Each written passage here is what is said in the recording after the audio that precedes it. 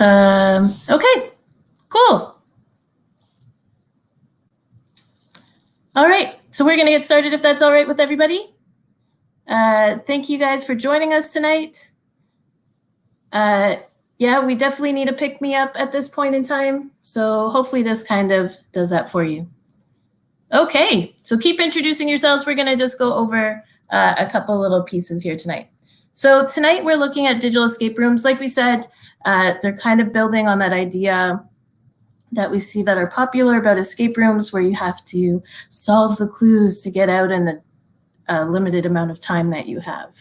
So Breakout EDU, which is a, I'm trying to think what the right word is a professional kit with many different games, including digital options.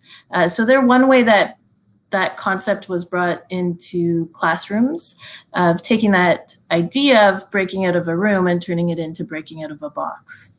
At the same time, people started exploring about how they could make their own, and some great folks online, and I wish I could remember who it was that I found back in the day.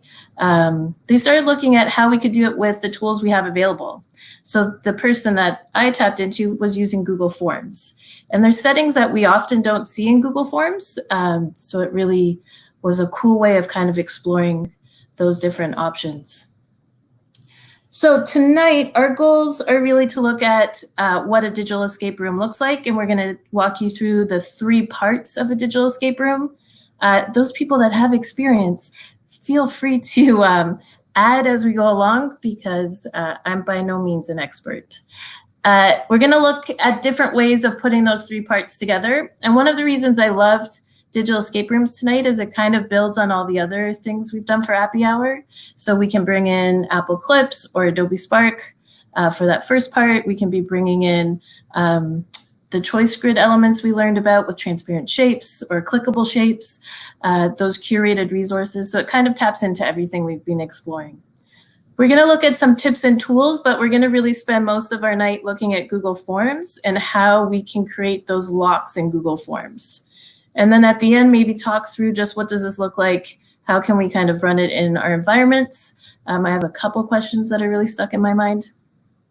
And I'd love to get your feedback on it.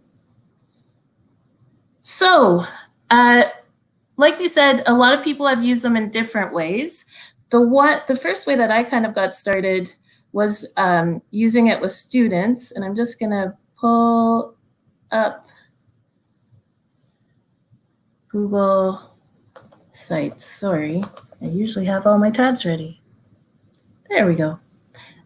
So one of the main ways that I really started playing with it was looking at how I could take the fun that we were having with kids with the breakout boxes into staff meetings.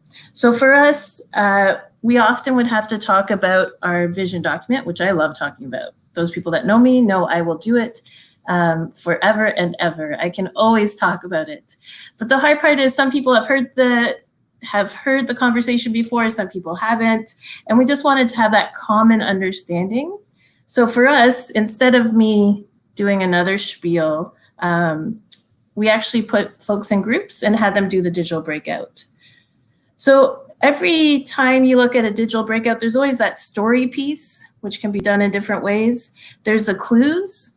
And I actually did clues in a Google slide. The hint that you know it's a Google slide is that little toolbar at the bottom. And then we use the Google form for our locks. So taking the same thing as the physical locks they would have, letter locks, number locks, direction locks, color locks, using those same concepts as the locks for them to break out. Originally, I didn't have them side by side. And then I realized a lot of times they needed the clues to put the answers into the form. I still don't love the side-by-side idea necessarily, and you're going to see that kind of evolve in the other idea that we've been exploring. So staff is a great way to get started if you're wanting to share resources with staff, if you're wanting to review something, review items with parents, a fun way to even set up some family learning for them to explore. I think the other thing I love about breakouts is that idea of using it as a review using it as team building. So for mine here, this is the one I took way too much time doing. Way too much time. So again, building on what we learned a couple weeks ago with choice grids with transparent shapes or linking shapes, as well as what folks have been exploring with their Bitmoji classrooms and Bitmoji ideas. I've actually linked everything into the page so that the clues are actually hanging it on the page. I don't know if you can see that, but once you scroll over, there's a little hand, and then that would take you to the clue, and then this clue takes you to the scratch code, and you'd have to look inside the code to find those 3-digit numbers. I don't know if it's obvious that the person, my little Bitmoji, would always take you back. And the other thing you can see is, I can't believe I didn't think of this sooner. I remembered yesterday you could hide slides so they can't see the clues without clicking on them. Now, to make it a bit easier for my story, I actually recorded a little audio bit. I think I would have rather put a video in now that I look at it again. But this, when I looked back to this felt a little intimidating. So I also was playing around with the idea of just doing it in a form.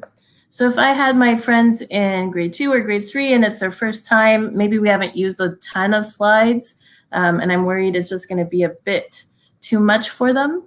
I was wondering, could we just do it in forms as one simple way to get them started? And again, looking at that idea of really just fostering the language they would need within an inquiry. So looking at grade 2, when we look at communities around the world, there's a lot around exploring what homes look like and what areas look like based on where they are on maps. So I want to spend most of my inquiry time involved in that wondering in that conversation, but I also know that those map skills and that vocabulary is something that I want them to bring in. So for this, and I'm just going to go to the eye so you could see what students would see. I was thinking, how could we use the digital escape room really as a way to spark that conversation? So with no slides, just in Google Forms, I use the picture option in Google Forms, and this is very sad. Those that know me know I like things to look very pretty, and it wasn't perfect. So I'm trying to let it go, but that's okay. So I have some different, 3 different clues that focus on some of that vocabulary that I want them to be using. So our cardinal directions, and I've actually just put a little link in to a resource that they could watch. So if we have reviewed this before, maybe they missed that lesson, maybe we're assuming they picked it up from the year before, but we don't know for sure. That little resource could be a way for them to explore the content. So even if this was new learning for them, I've now broken down those 3 things I want them to explore and turned it into a game.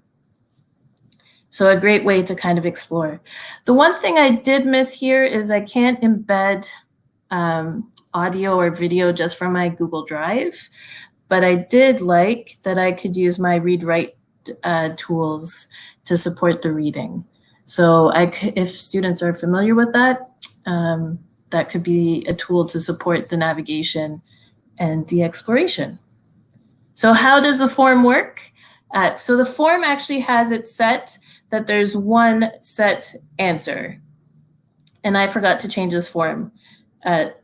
So let me show you that. There we go. So each of my questions is required. I have to do that or else they can jump through the hoops and they don't need to answer all the questions. So I have to make my questions required. And don't worry, we're going to come back to that and we're going to walk you step by step in how to do it. And one of the little tricks is on the bottom, we have these little 3 dots and we can actually have a response validation. The response validation means that they have to say what we want them to say. So this is actually west, not north anymore. The other thing is I have to put in an alternative message. So to give you the experience, this isn't as fun when you're not doing it. So I'll have to see if I can pop it over that way some. So as we're watching, hopefully this is helpful just to show you the experience before we get into it. And just a note, I could put a video here that kind of talks about the clues. We could do it live, and then I just have the form for some of my friends that couldn't make the live session. But when I go to do my answer, of course, I don't want it to say that I have it wrong. So if I put in north here as a wrong answer,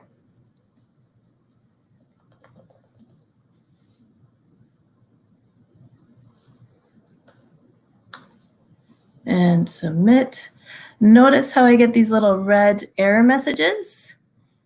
Because if I push submit without that little prompt, it would give them the answer. So there's kind of those two pieces of putting in one set answer, but then also being able to put this little reminder message.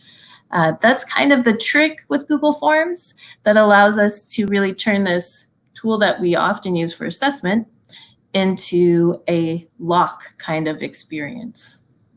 Does that make sense? Anybody have any questions so far? This is a lot more pre-talking than we usually do. So again, our digital escape room would need story, a backstory, and how we share that story is really up to us, whether it's an Apple clip, whether it's an Adobe Spark, whether we record our voice or we just type something up. There's clues, and like we saw, we could put clues in as a Google slide with that transparent shape, which is what we're going to try out. We could create that room. We could put clues in just an image like you saw in the Google form. And then all different formats will always end with that lock in a Google form. So what we want to do for the next little while is just walk you through creating the locks in Google Forms. You can follow and just do exactly what I'm doing, or you can try your own clues, or you can just mess about. But yeah, Forms is one of those tools. A lot of us are already using it, so it makes sense to kind of play with it. The kids are also used to it, so it kind of has that fun feature that it's a new piece they haven't explored.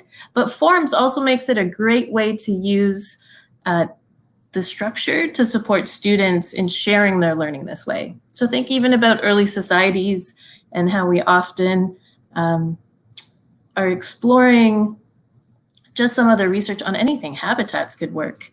And getting them to create those games that their friends could play. So a great way for them to apply the learning and not just regurgitate it. They have to kind of think of what they're going to be doing it with. And I like with Forms that it really could just be 3 quick clues, or you could have 5. I've never done more than 5 because I find nobody lasts that long. If your guys are better or if you're good. But yeah, after about clue 4, my attention span starts going. Okay, so let's walk through. I'll show you the transparent shapes in slides just to show you, just to review how we can put a transparent shape on, and also how we can hide the slides. We're not going to spend a long time on that just because we want to all get to the forms and all play with the forms, if that's okay. If there's any other questions, drop them in. I feel like I'm doing a lot of talking. Okay, let's get started here. I'm just going to go make myself a new presentation. I like the idea of one place. That's why I was playing with the Bitmoji room of having the form right there. But I think it's a lot of playing back and forth. I like the site option when we were doing it as a group. But I was trying to think of how students would interact when they're at home. I'm just going to change the layout. Now, I cheated a little bit and already made my clue slides on my iPad. So I'm going to just drop those pictures in. So I loved doing the Bitmoji room. And I think that's the hardest part of everything we're doing right now, right? It's always about maximizing your time. I know some of us today were talking about how it can feel overwhelming when you're trying to do it all in this time, trying to balance home and trying to balance the new learning. So really, you have to choose what works best for you. For me, I find it's faster sometimes just to take that picture and to do the hyperlinks on the picture. I also like the look. It's kind of my style, but you have to do what works for you. I loved also setting up the Bitmoji. It just took a long time because I kept wanting to find that perfect fit. So that's going to be my trigger image. I probably would put my video in the bottom. So now I have, like I said, I have my slides already ready. So I'm actually going to see if I can upload a bunch at once. Probably not. Oh, I don't need to upload them. I have them in my drive. And I feel terrible because all of the choice group people, I told you there was no way to just show one slide. And this last night I had one of those aha moments that I could hide slides. Has anybody hid slides before? I love when those ahas come back to you and you're like, how did I forget that? So I was going with this whole theme. This is where I got carried away after work today. Thinking about photography. So this breakout is to teach some of the basic concepts of photography. There's a lot of photography that I want them to actually do it, but a lot of times in photography, we also talk about vocabulary again that I want them to know, but I want them to learn it in a fun way. So this looks at exposure, focus, zoom, and the rule of thirds. So again, there's kind of those different pieces or different terminology. I just thought this would be something that others wouldn't have created, so we could use it again. So I'm just getting all my slides in. Again, if I share this, they're going to be able to see all my clues, and I don't really want them to do that. So one of the tricks with Google Slides, and it's helpful anytime you're doing work or a choice grid. Like I said, I can't believe I told somebody they couldn't do this. I'm sorry if you're the person. But if you right click on any slide, you can actually skip the slide in presentation. It's still going to stay in your slides. They just won't be able to see it when they go to present. So they'll be hidden from their view. Now, again, for me to link, because I want it to be a page that they go explore, each of the objects in my picture actually link to one of the slides. So I would use my transparent shapes, and I would put a shape. And again, I'm going to the little fill bucket, and I'd make it transparent. And I go to my line and make it transparent. And then I would just link that to the slide. So if I right click, I can go to link. I know some people prefer using the link option on the top. And now I have to figure out that slide 5 because the letters are going to my rule of thirds. And don't forget to say apply. I've done that about 100 times lately. Again, just to show you, so I would take my shape. And this kind of, I feel like this gives it that digital escape room. Same with the Bitmoji. So if you're really going for that feel, it kind of hides the clues around, does still some of that searching. I do feel you would need to give kids that back piece in their story. Okay, Jennifer, I'm going to show you 1 second. So exposure is slide 2. We're going to apply.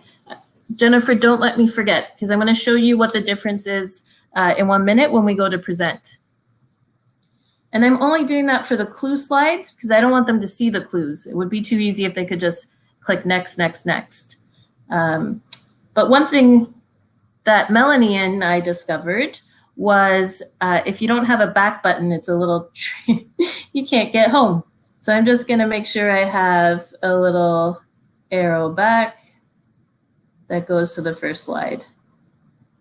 And for me, just to make it a little easier, I usually link that first shape, and I make sure it goes to the first slide, apply, and I'm going to copy and paste it to every slide.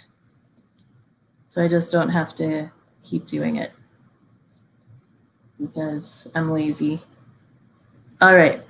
So Jennifer, why skip the slides?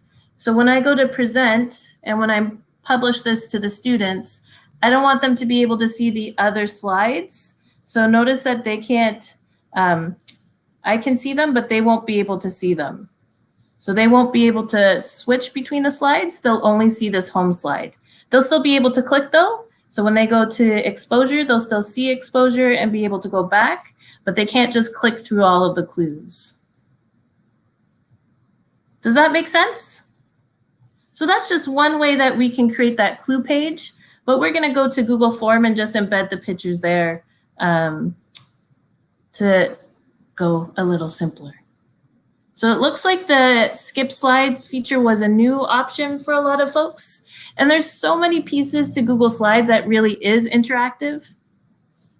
And I think we often look at slide tools as just a presentation option, but there's so many pieces with our slide tools, whether it's PowerPoint, Keynote, or Google Slides, that really are great design features and that allow us to create some of those interactive experiences and engagement with material. So any of those kind of learning journals or interactives are really possible. Okay, let's move over to Google Forms so we can all set up those locks and see how those work. Now I'm going to just embed the pictures just to show you how that's possible.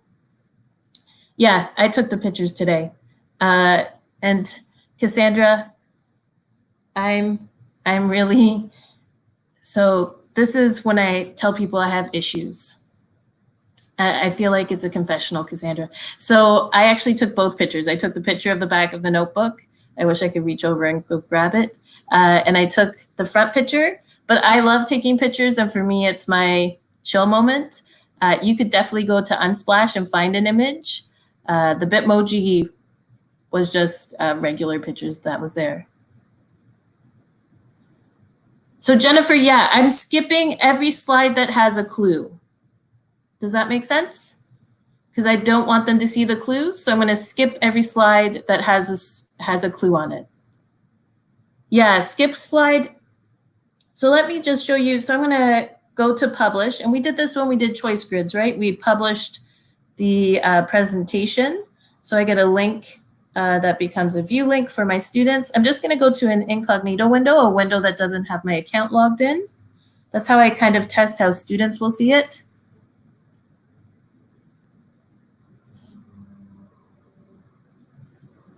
And then as I go through,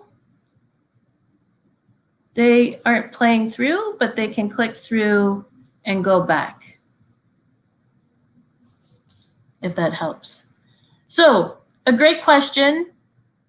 With Google Forms, we won't necessarily know who they are. So there's a couple options. We could put a question at the top that asks them for their name before they break out so that we can see all of their different attempts. I don't know if you want all of that data. So the other option would be, if you're using Google Classroom, for them to submit after they've done the breakout, or to have a password at the end of the Google form. I'm going to show you how you can enter a message that they made it through. So you could have a special code there or a special word that they have to tell you, a sentence they have to type in, just so that you know that they broke out and they got all the answers. Michelle, when I was thinking of this one for photography, I was debating having a slide just with a video that kind of sets the stage, and then when they go to the next slide, all of the clues will be there. So that's what I was thinking. I was just trying to think too how to engage them. If I was doing this in a classroom, that story piece kind of brings the excitement, and I don't know if just typing it out would be exciting enough. So I was thinking of an Apple clip or an Adobe Spark video, kind of maybe enticing them a little bit. I'm not a good drama person, so I can bring that drama more with Apple clips. But if somebody's into drama, it just may be a selfie video. But yeah, What I did do on the other one, with the Big Escape, when you click on this, and hopefully nobody's going to hear it, the story is an actual little soundtrack that I put right on the page. But I think with the photography one, I would want to just pause for a minute. And I don't know what you felt. I think the story is more important in these digital experiences where we're fully online, because we're not there in person to kind of just give them that stage, set the stage, or to give them those hints that maybe we'd do face to face. So that's why that's still one of the questions that I'm kind of pondering. Love to hear your thoughts. Yeah, and the back button, I've set it to go back to the first slide. So it would always go back to that clue page.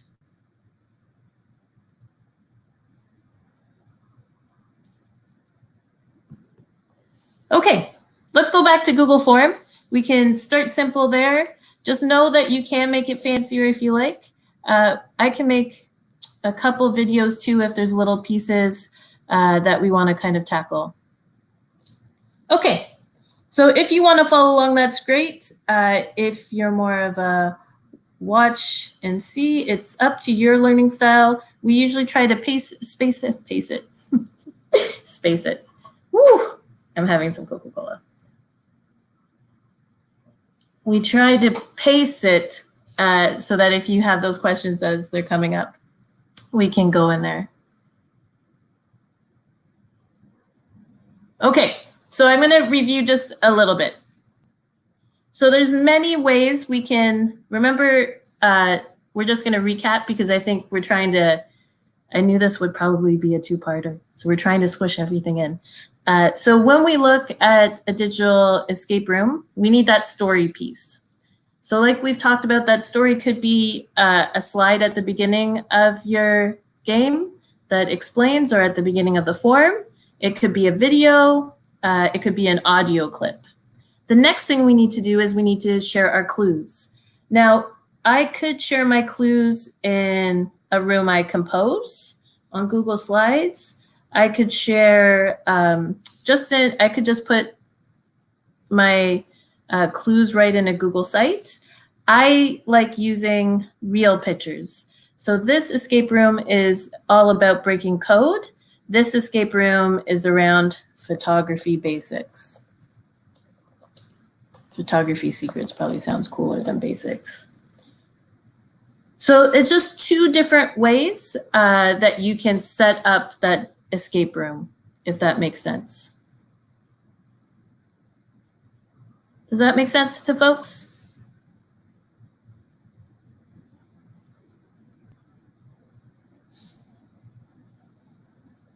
Awesome. So that third way, just to keep it simple, because sometimes we see really complex things, and sometimes the simplest way can get us started faster. So Google Forms could hold all of our clues as well. They just won't be as interactive. So it's just deciding where your starting point is, if you're really comfortable with Google Slides already, if your students are really comfortable with Google Slides, or whether you just want to play around in Google Forms first. So in Google Forms, I'm going to make a new blank form. Jennifer, you can play it at the end. And we're going to call this Photography Secrets again. So I'm going to just give my form a title. So a lot of the tools we're going to be using for setting up, I know what I did today. I didn't turn off my devices. There's more devices connecting to Wi-Fi. Simple is good. That's it, Lisa, right? I know that's the hardest part right now is where the hardest part is there's lots of ways of doing it. Okay, so we showed you all the complicated ways. We're gonna backpedal a little bit and we're gonna start with the easiest way to create a digital breakout, just in Google Forms. So if you wanna follow along, make sure you have a Google form ready. We're gonna set it up so that all three parts of our digital escape room, our story, our clues, and our locks will be held in that Google form. So if the other parts was confusing, we can make some clips to explain how the pieces come together. And we'll share all 3 of the different breakouts if you didn't get a chance to check them out earlier. They're up in the feed, but we'll share them again as well. So Joanna, we always use the locks in Google Forms to do so that it holds the answers.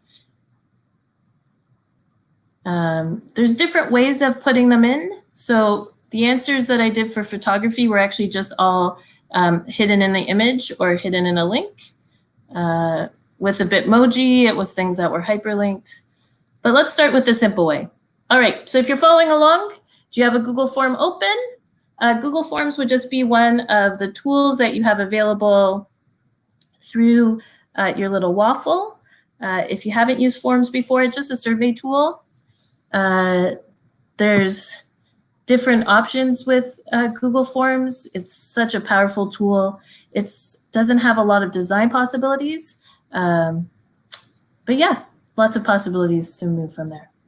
Okay, so I'm going to set mine up for photography secrets. While people are joining, I have that little painter's palette so I can make it a little more exciting. So I want this to feel like photography, so I'm going to see if I can get something. Actually, I could upload my own picture again. So I can bring in, just have to find that first picture. There we go. I won't be able to put the whole image in. It always does a bit of a banner, but I can have my nice personalized image to kind of set the tone.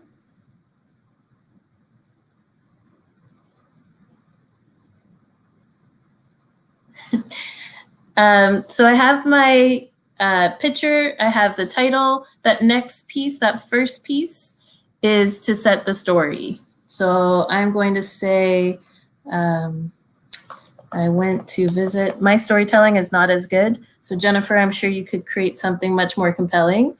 I'm just trying to set the tone of why they have to break out. I went to visit my favorite photographer for a lesson, but they were nowhere to be found.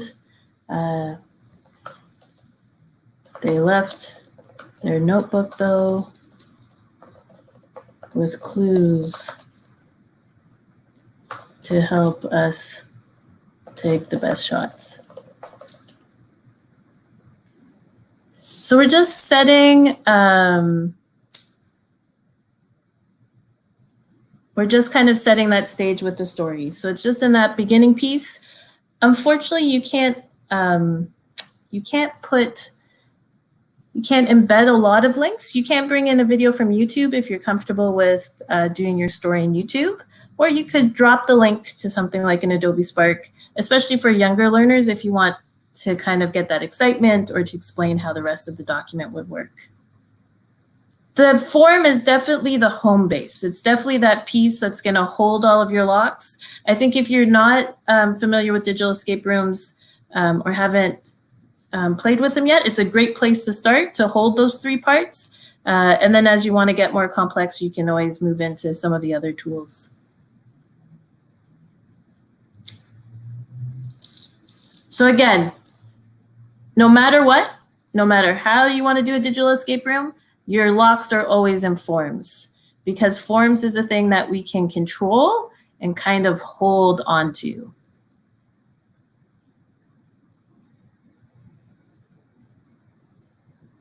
Yeah, I just used, you could use any tool to create your pictures. I use Keynote on my iPad just so I could doodle.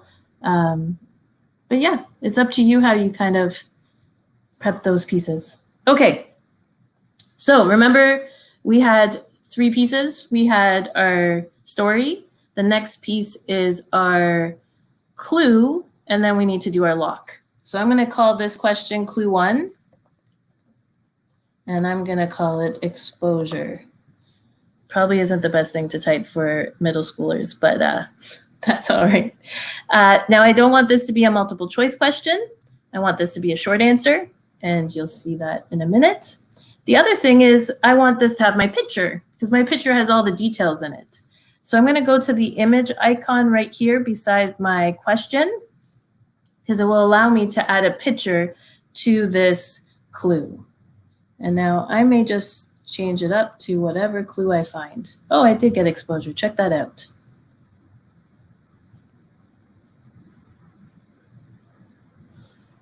So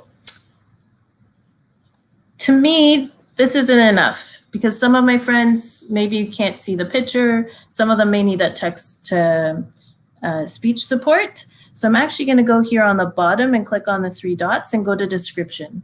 This way I can give some tips. I can type in the question as well, just so they have that feedback. So clue 1 is exposure. And I'm going to tell them what kind of question it is. So I'm going to say directions.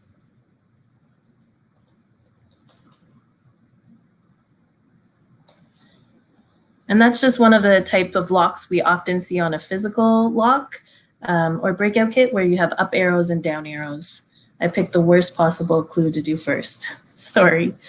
We'll keep doing more clues. So if it's tricky this first time, we can add some more details.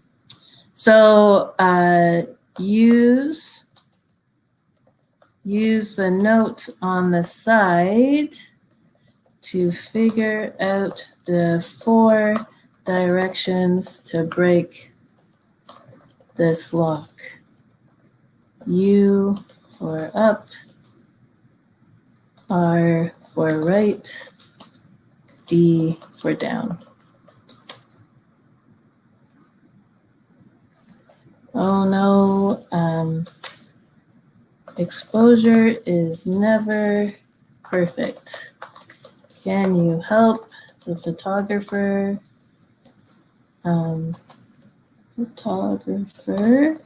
adjust the exposure? So I'm happy with that. I could always fine tune it. Now comes the answer part. So if I left this just like this, kids could put anything in, and I need it to feel like a lock. So I need it to be that they can't get through this unless they have the right answer. This isn't a number, this is text. And notice the next option says contains. So this is how I can kind of control how that answer comes. So I'm just looking overexposed, it's down, down, right, up. So I'm going to see D, D, R, U, because it's down, down, right, up.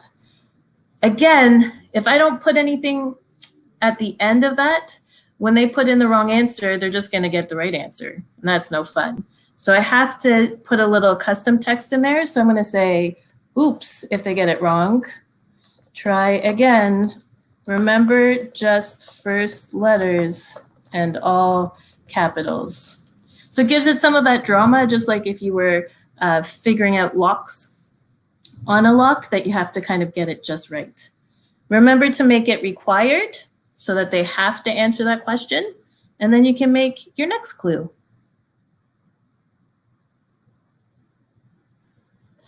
Okay, so coming back to the questions, and then we'll do the next one. So yeah, so when you're sharing a Google slide, if you share it as view only, they won't be able to edit anything. So you have to decide how interactive you want those clues to be. And there's outside tools you could use. There's puzzle websites. There's lots of different things out there that you can kind of tap into to make more interactive clues, especially for the little ones.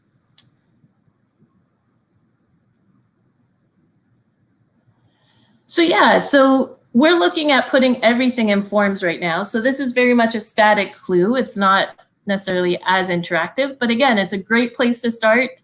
If you're just starting out, it's one home base. You can see if the kids like it before you invest a lot of time in it. It's also a great way to start with students. So if students are creating it, it's a way for them to kind of explore. Now, if I wanted to, I could put, so this, maybe I want them to get a little learning out of this. I want them to remember how to shoot on iPhone, exposure. So I know Apple has quick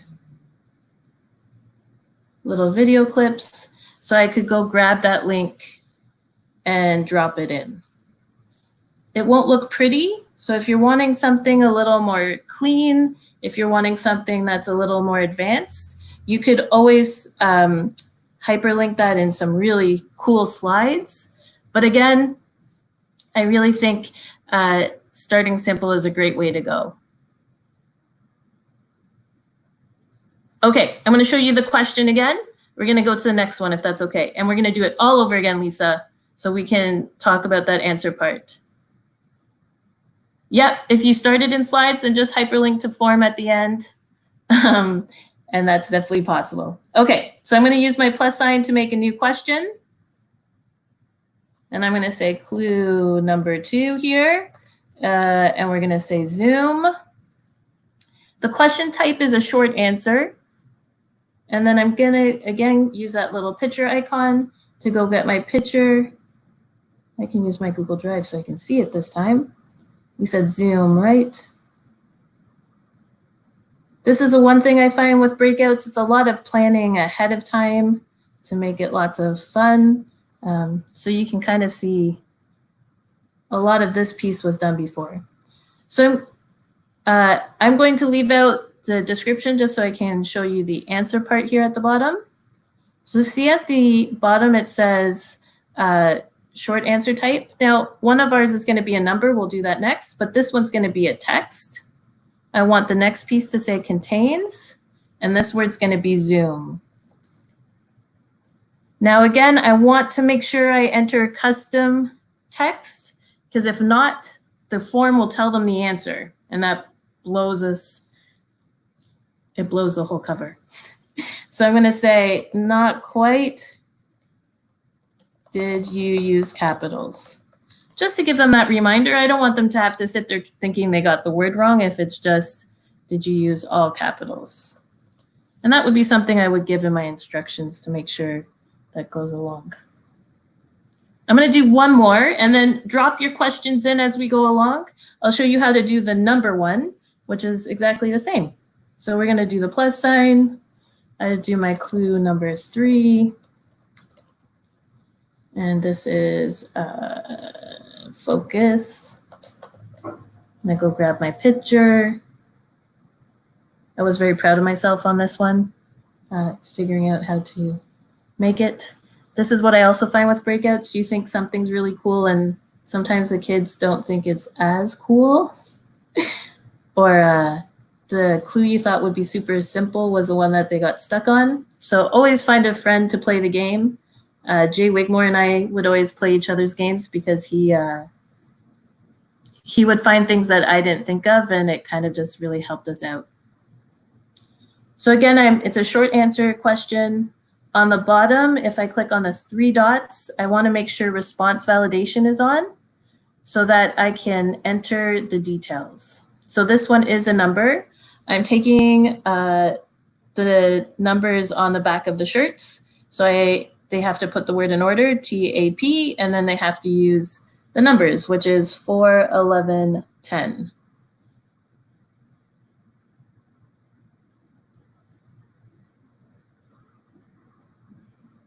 Is equal to 4, 11, 10. And then in my custom error text, so close. Try again. Number ones, kids always seem to figure out that they can just use the digits and reorganize them. But yeah, it's one of those pieces. I'm gonna make sure it's required because again, if not, they could get through without answering. And that's kind of how that works.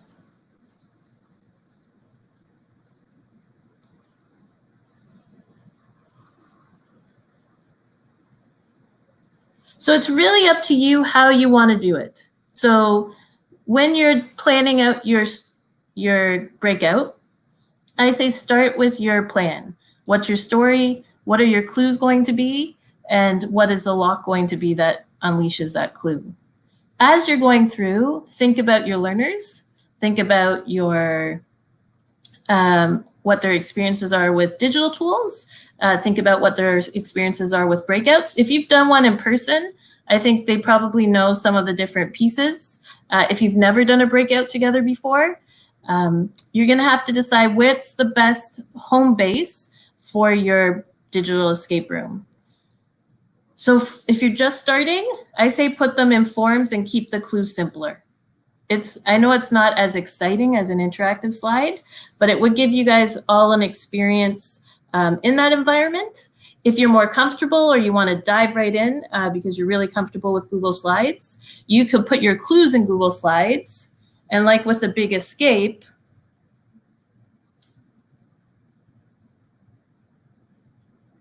you're going to see, because I had that really busy room, because I had all of the clues in the room, my Google form just literally has the type of lock and a space for them to type the answer. So I haven't put any of my clues or details in here because I've put it all into my space. So it's really up to you whether you decide, I'm not ready for that yet. I want to put all of my clues in one spot in the form, or you can decide, yeah, I'm ready. I want to make that really interactive room. Then your form could be simpler and just be the holder of the locks. Antoinette, I don't know if you could do a multiple choice. You can't put a multiple choice as the right question. Let's try that. Because that'd be a great option for younger friends too. If I have my multiple choice, oh, see, I don't have the option to do answer validation. So it can't be a locked option. There is a quiz option that has that allows me to do that. Checkboxes has response validation. And I can select exactly. So that would be the way around it. So with checkbox, we're going to say this is a test. Option 1 is wrong, right? Select exactly. Oh, but they have to select the number. So that's not going to work either. Yeah, so it looks like it has to be a typed in answer. Sorry.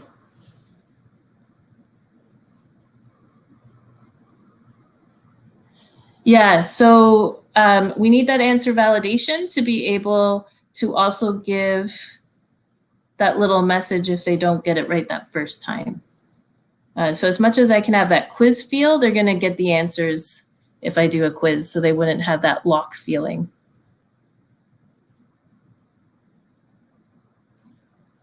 Yeah, and remember, with your multiple choice, you could have some different options in your form or have some different options in an image. So there's ways of kind of feeling that multiple choice option out without using the multiple choice type of question. Oh, great idea to use it with simple machines. Okay, so do we feel okay with the question and how the question works? And if you guys want a video, I can do, we can make a little video of how to create a lock in Google Forms.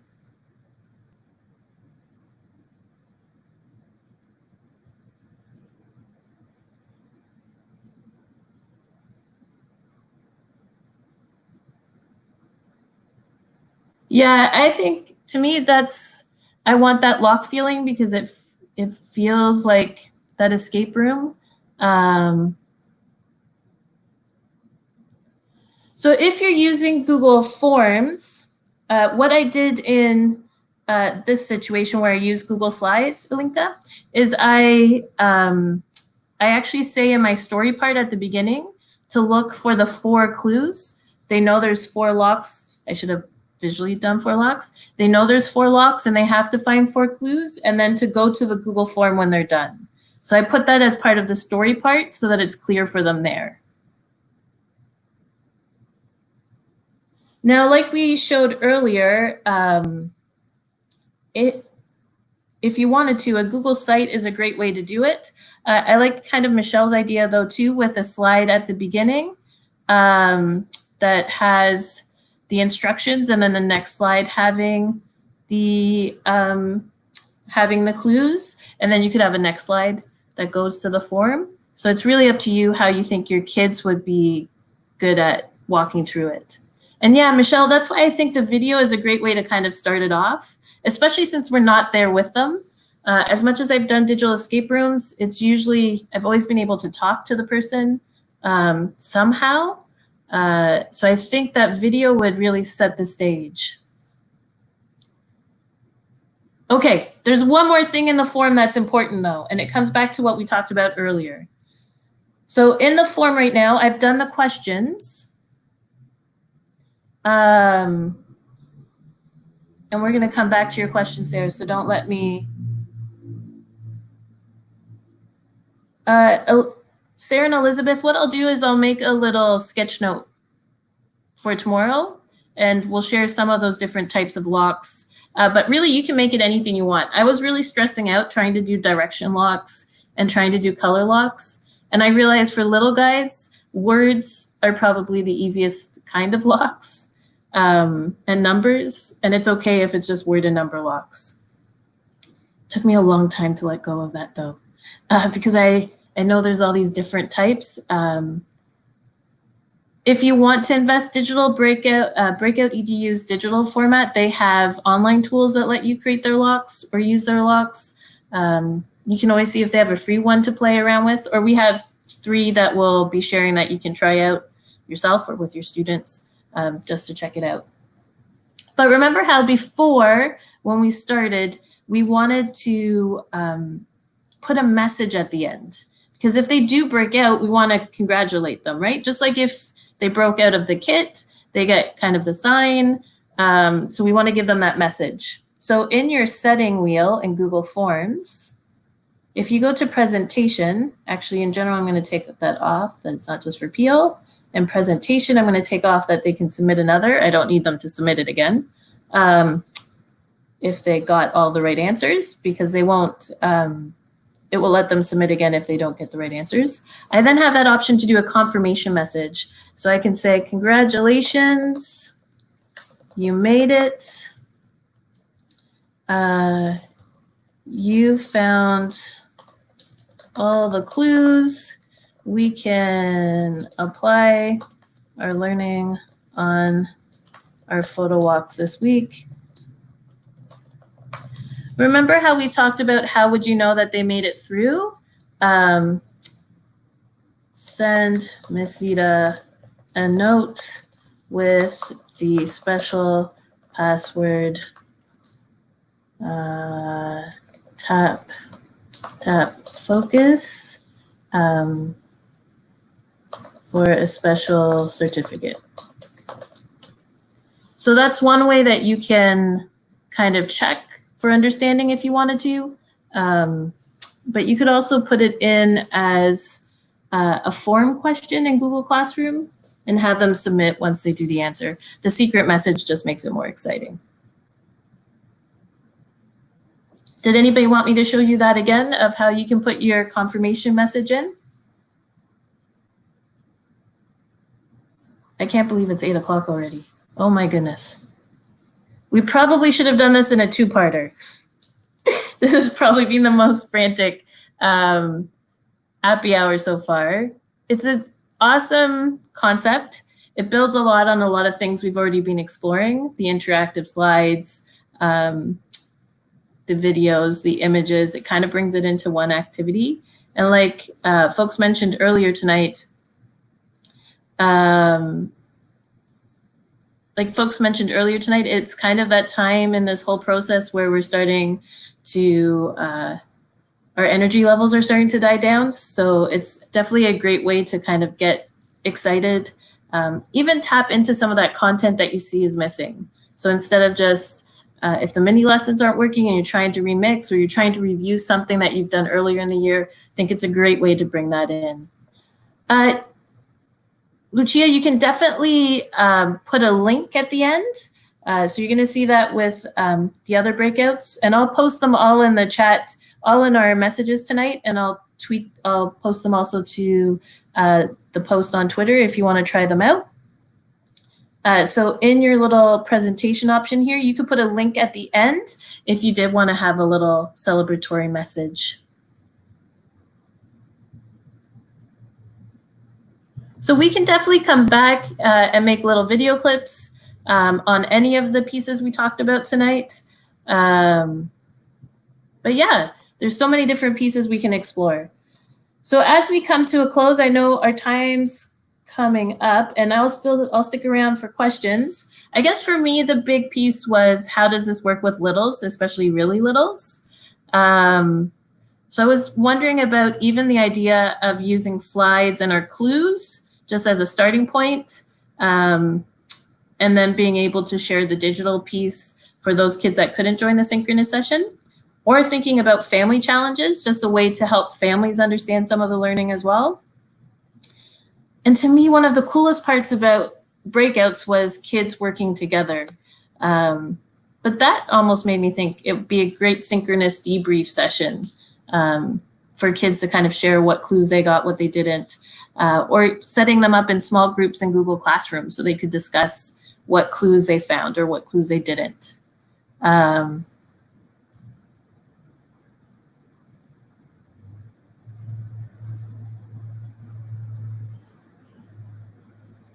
The engagement piece, engagement is the million-dollar question we're all dealing with, isn't it?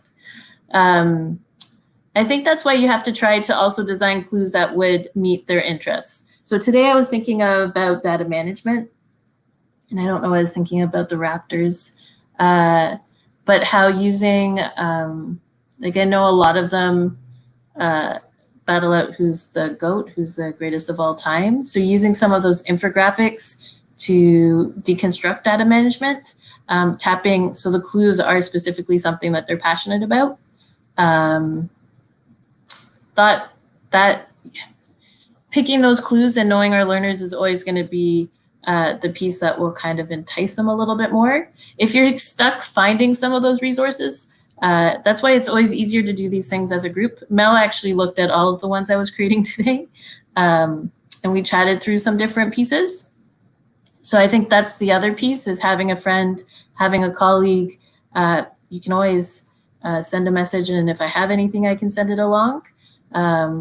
But yeah, I think it's also thinking outside the box. To me, as I was doing this, playing the last couple days, I was thinking of my sister-in-law trying to help my nephew with algebra, which I know